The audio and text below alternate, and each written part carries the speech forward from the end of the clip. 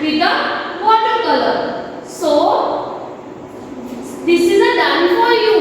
This is a done for you, and you have to dip your finger in a watercolor and stamp your finger here or on all these branches and complete this picture with your fingerprinting. So